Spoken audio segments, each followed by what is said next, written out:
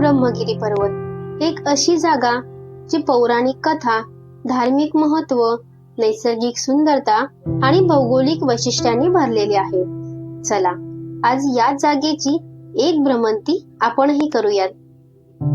नाशिक जिल्ह्यातील एक असा पर्वत जिथे साक्षात दक्षिणमुखी गंगेने जन्म घेतला, म्हणजेच आपल्या गोदावरी नदीचा उगमस्थान, गोदावरी नदीचे जन्मस्थान या पर्वतावरती, ज्या पर्वताला आपण ब्रह्मगिरीचा पर्वत म्हणून ओळखतो.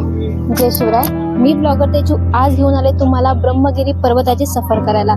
तर हा ब्रह्मगिरी पर्वत एवढा मोठा, एवढा पसरलेला की एक दिवसही आपल्याला पूर्ण होत नाही हा पर्वत फिरायला. तर हा पर्वत आपण आज फिरणार आहोत. पर्वतावरती असणाऱ्या जटा मंदिर, म्हणजे जिथे भगवान शंकराने स्वतःच्या जटा आपटून गंगेला प्रकट केलं, त्या गंगेचं उगमस्थान, जिथून गंगेचा जन्म झाला, जिथून गंगा वाहायला सुरुवात झाली, त्या गोदावरी नदीचे उगमस्थान या आपण व्हिडिओच्या माध्यमातून पाहणार आहोत. आणि आता मी त्याच पर्वताच्या एका टोकावरती आले जिथे त्या गंगेचं उगमस्थान आहे, म्हणजेच गोदावरीचं जन्मस्थान आहे. सो इथपर्यंतचा आपला प्रवास कसा होता आणि कशा पद्धतीने आपण इथपर्यंत येऊ शकतो हे आपल्या या व्हिडिओच्या माध्यमातून पाहणार आहोत. तर चला जराही वेळ न घालता सुरुवात करूयात या ब्रह्मगिरीच्या सफरीला.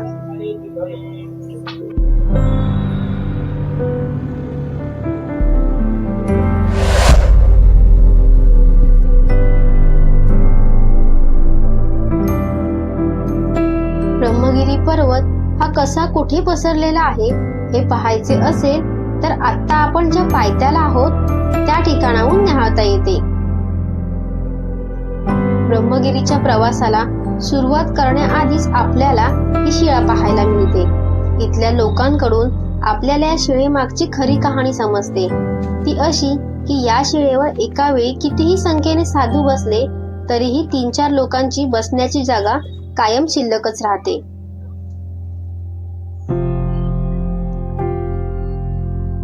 शिळेपासून 2 मिनिटेच पुढे आल्यावर आपल्याला लागते एक हनुमान मंदिर, ज्याला लागून पार्किंग आहे.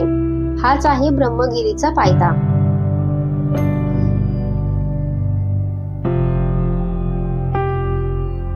तर बघा, जिथून पायरी मार्ग सुरू होतो त्या पायरी मार्गाच्या इथे आपण बरोबर आहोत. आणि इथे आता आपल्याला 2 ऑप्शन मिळतात, ज्यामध्ये जर आपण इथे बघा, तिथे तुम्हाला बोर्ड दिसतोय.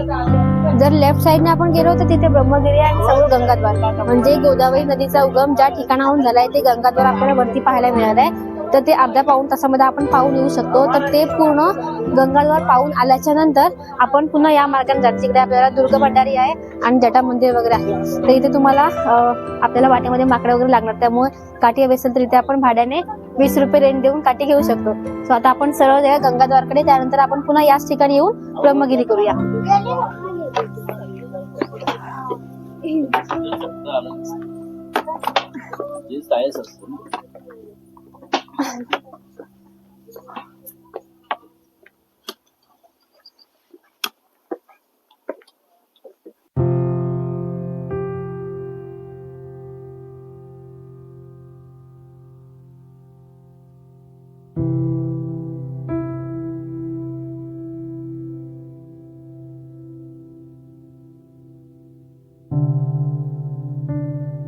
आता आपण पाहणार आहोत ते ठिकाण म्हणजे गंगाद्वार. गंगा उगमानंतर ज्या द्वारामार्गे आपल्याला पुन्हा तिला पाहायला मिळते ते गायमुख इथेच आहे. इथे फिरण्यासाठी आपल्याला पालखीची सुविधाही आहे. प्रत्येक पालखीची 600 रुपये घेतले जातात गंगाद्वाराकडे नेण्यासाठी.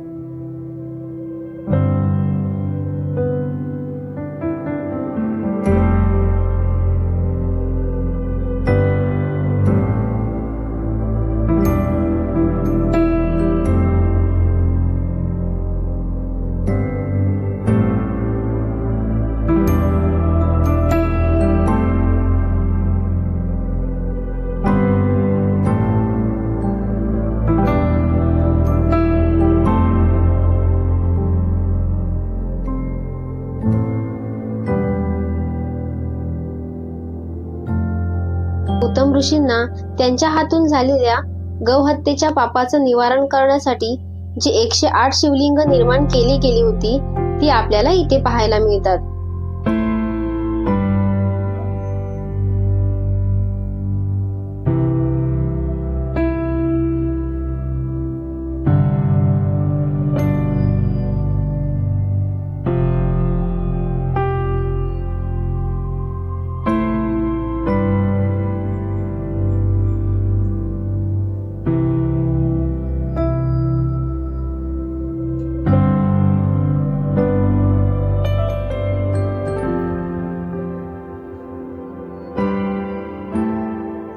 आपण पुन्हा त्याच ठिकाणी आलो आहोत ज्या ठिकाणाहून आपण गंगाद्वाराकडे गेलो होतो. या जागेवरून आपल्याला ब्रह्मगिरीच्या खऱ्या प्रवासाला सुरुवात होते.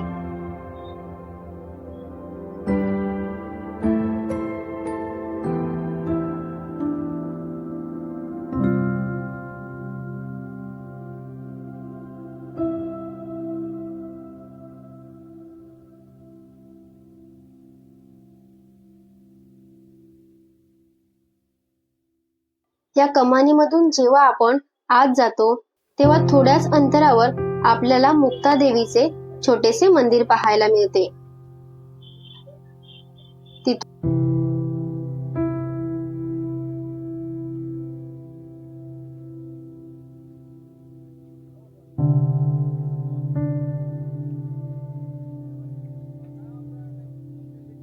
पुढे आल्यावर ब्रह्मगिरीच्या या सुंदर प्रवासाचा आनंद या हिरवळीच्या वाटेमुळे घेता येतो.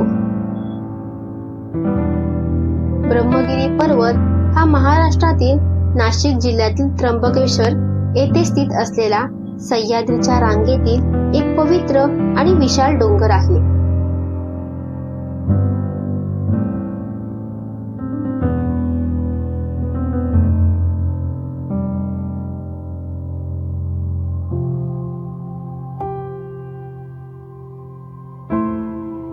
थोडं पुढे आल्यावर आपल्याला ही दगडी इमारत पाहायला मिळते जी दुमजली आहे. ही इमारत म्हणजे पेशवे काळात बांधलेली धर्मशाळा जी आजही छान सुव्यवस्थितपणे आपल्याला पाहायला मिळते.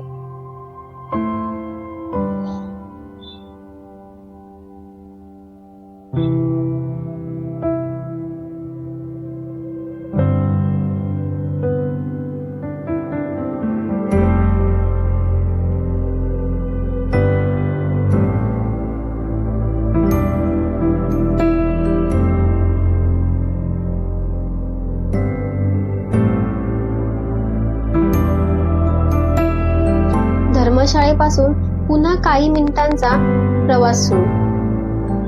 सुंदर पायवाट, आजूबाजूला बसण्यासाठीची उत्तम सोय आपल्याला निदर्शनास येते.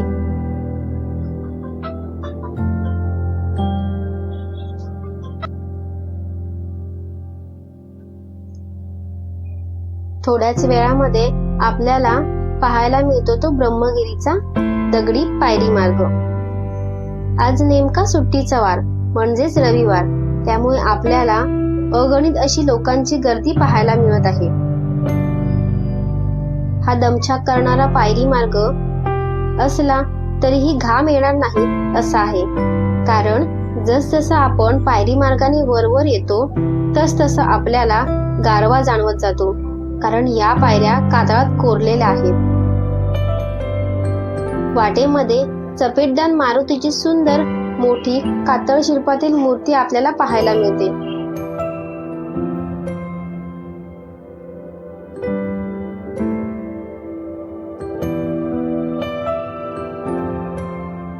आता जोपर्यंत पायरी मार्ग संपत नाही तोपर्यंत आपण चालत राहायचं आहे. चालताना कंटाळा वगैरे अजिबात येणार नाही, कारण ब्रह्मगिरीवर असणारी माकडे ते भासवूच देणार नाहीत.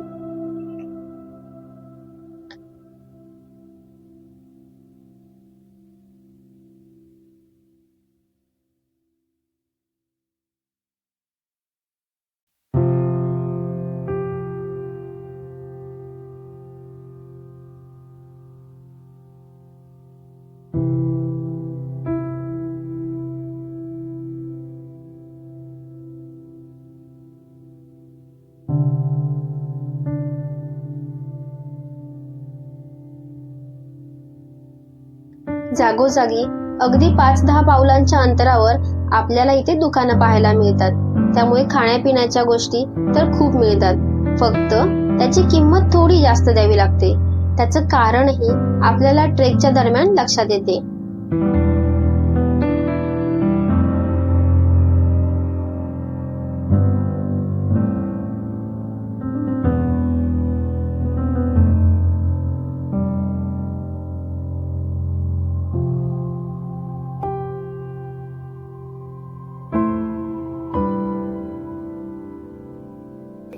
तर बघा, बराचसा ट्रेक करून आपण एका सपाट भागावरती आलोय. एक सपाट भूभाग आपल्याला मिळालाय, जिथून आपल्याला लेफ्ट साईडला आणि राईट साईडला 2 मंदिरं पाहायला मिळणार आहेत, ज्यामध्ये एक गोदावरीचा उगमस्थान म्हणजेच गोदावरीचं जन्मस्थान आहे आणि दुसऱ्या बाजूला महादेवांची जटा मंदिर आहे. तर आता बघा, या सपाट भूभागावरती मी आहे. त्यानंतर तुम्ही जर लेफ्ट साईडला पाहिलं तिथे बघा, तिथे तुम्हाला गोदावरी नदीचं जे जन्मस्थान आहे किंवा जे उगमस्थान आहे ते आपल्याला तिथे बघायला मिळणार आहे. आणि त्याच लाईनने तुम्ही जर सरळ राईट साईडने या बाजूला आलात, या बाजूला की तिथे बघा, तिथे आणखी एक मंदिर आहे, ते जटा मंदिर आहे, जिथे भगवान शंकर आणि महादेवांनी त्यांच्या जटा आपटल्या होत्या, ज्याच्या निशाण आपल्याला तिथे पाहायला मिळणार ते आहेत. तर आता आपण आधी लेफ्ट साईडने खाली उतरून उगमस्थान पाहून त्यानंतर जटा मंदिराकडे जाणार आहोत. चला मग.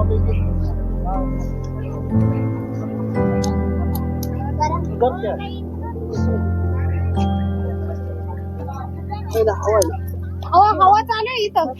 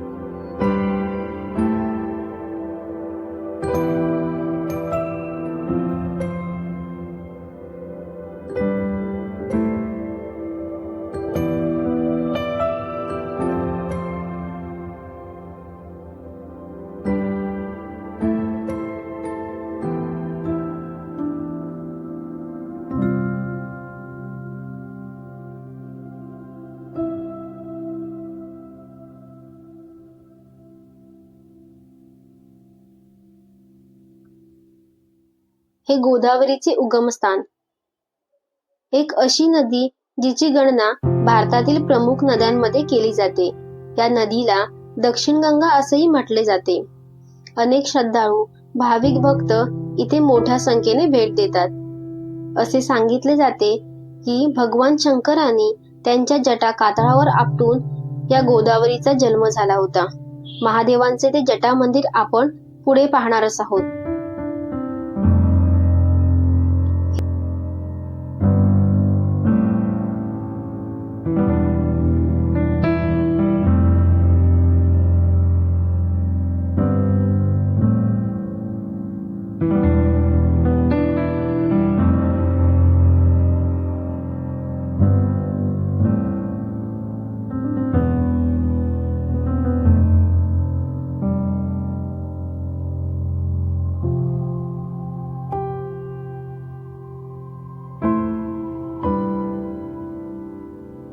हे महादेवांचे जटा मंदिर, जिथे आपल्याला महादेवांच्या दोन्ही डोपरांचे ठसे पाहायला मिळतात. सोबतच त्यांनी ज्या कातळावरती जटा आपटल्या होत्या त्याचे निशाणही आपल्याला इथे पाहायला मिळते.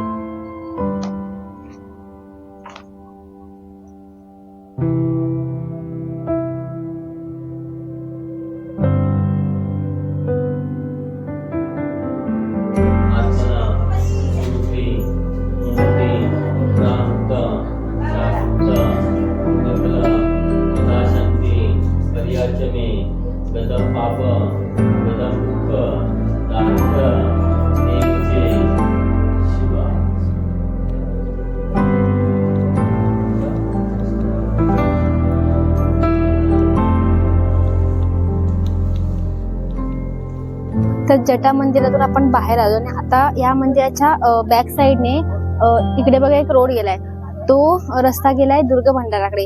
तर आपला ह्या आजच्या व्हिडिओमध्ये ब्रह्मगिरीच्या ट्रेकमध्ये हा भाग इथेच संपतोय, कारण खूप मोठा ब्लॉग झालाय ऑलरेडी. आपण बऱ्याचशा गोष्टी त्यामध्ये पाहिल्या, पहिल्यापासून तर इथपर्यंतचा प्रवास सगळं अनुभवलाय, छोट्या छोट्या गोष्टी कॅप्चर केल्या. त्यानंतर दुर्ग भंडाराचा जो ब्लॉग आहे तो आपल्याला नेक्स्ट ब्लॉग मध्ये पाहायला मिळेल. सो याचा जो पार्ट 2 येईल त्यामध्ये तुम्हाला दुर्ग भंडार किल्ला पाहायला मिळेल. सो आजसाठी फक्त एवढंच. पुन्हा भेटू एका अशाच नवीन ऍडव्हेंचरच्या भरलेल्या ब्लॉग मध्ये. भेटू लवकरच. जय शिवराय.